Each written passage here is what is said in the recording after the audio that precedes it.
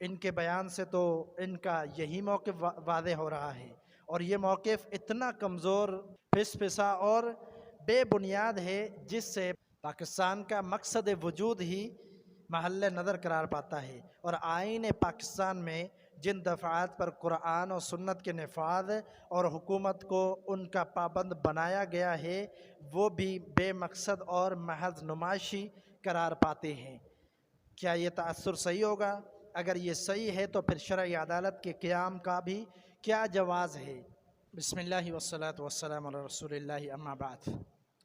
ناظرین، ہم ایک مضمون شیخ صلاح الدین یوسف رحمہ اللہ کا آپ کے نظر کر رہے ہیں۔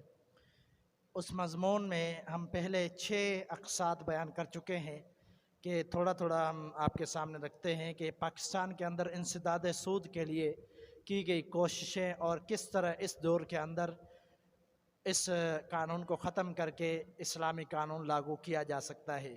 تو اس حوالے سے ایک موضوع بڑا ہی عظیم موضوع اور بہترین موضوع، اللہ تعالیٰ ان کو غریق رحمت کرے، دنیا سے جا چکے ہیں، اللہ تعالیٰ ان کی مغفرت فرمائے۔ تو اس کا اگلا حصہ کیا ہے؟ انہوں نے عنوان قائم کیا، چوتھی مرتبہ شرعی عدالت میں اور ہوا کا رخ۔ اپریل 2017 میں چوتھی مرتبہ وفاقی شرعی عدالت میں اس کیس کی سماعت شروع ہوئی، اور پہلی سماعت کے بعد بحث غیر معینہ مدت کے لیے ملتوی کر دی گئی۔ معلوم نہیں اب اس کا دوبارہ آغاز کب ہوگا اور کس طرح ہوگا۔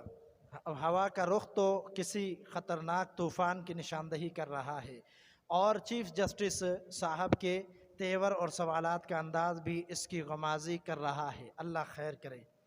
اخباری رپورٹ میں چیف جسٹس صاحب کے جو ریمارکس شائع ہوئے ہیں وہ کسی طرح بھی شرعی عدالت کے چیف جسٹس کے شایع نشان نہیں ہے۔ ان میں ایک بات یہ کہی گئی کہ نزول قرآن کے وقت کی معیشت آج سے مختلف تھی، آج اس کو کیسے نافذ کیا جا سکتا ہے؟ یہ بات تو وہ لوگ کہتے ہیں جو آج کے دور میں اسلام کو ناقابل عمل قرار دیتے ہیں، اور ان کی دلیل بھی یہی ہوتی ہے کہ آج کا معاشرہ اور حالات اسلام کے ابتدائی بدوی معاشرے سے مختلف ہے۔ اسلام کی تعلیمات آج کے معاشرے میں نافذ نہیں ہو سکتی۔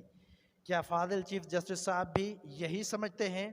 ان کے بیان سے تو ان کا یہی موقف واضح ہو رہا ہے، اور یہ موقف اتنا کمزور، پس پسا اور بے بنیاد ہے جس سے پاکستان کا مقصد وجود ہی محل نظر قرار پاتا ہے، اور آئین پاکستان میں جن دفعات پر قرآن و سنت کے نفاذ اور حکومت کو ان کا پابند بنایا گیا ہے وہ بھی بے مقصد اور محض نمائشی قرار پاتے ہیں۔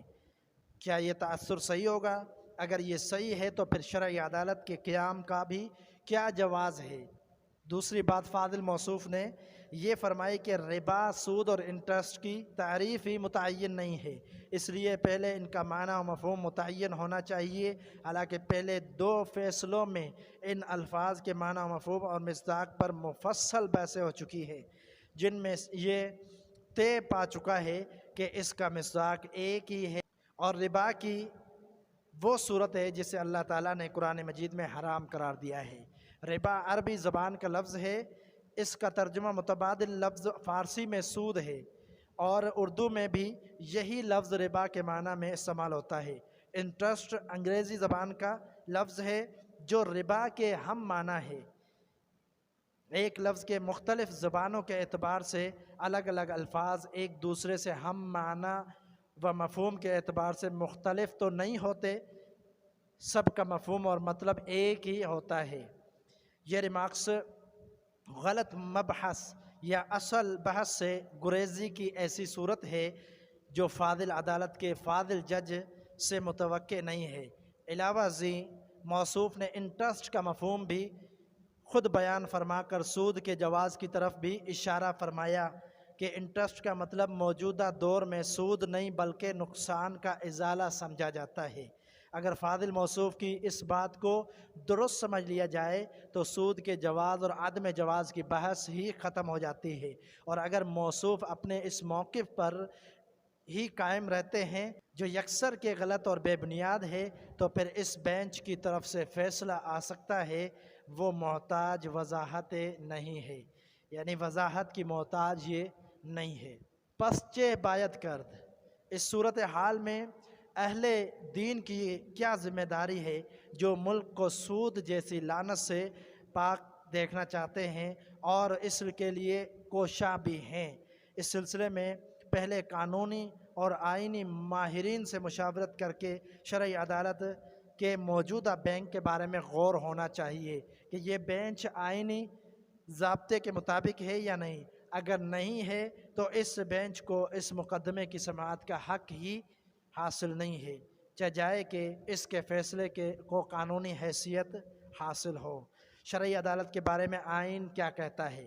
اب یہ بڑی اہم بحث ہے جو ہم اگلے انشاءاللہ درس میں بیان کریں گے کہ شرعی عدالت کے بارے میں آئین کیا کہتا ہے۔ یہ جو قائم کی گئی عدالت، اس کی وجوہات کیا تھی، اس کا مقصد کیا تھا، اور کن کن وجوہات اور کن کن مسئلوں کی وجہ سے شرعی وفاقی عدالت قائم کی گئی۔ اب اس پر شیخ صلاح الدین یوسف رحمہ اللہ بات کریں گے، انشاءاللہ وہ اگلے درس میں ہم بیان کریں گے۔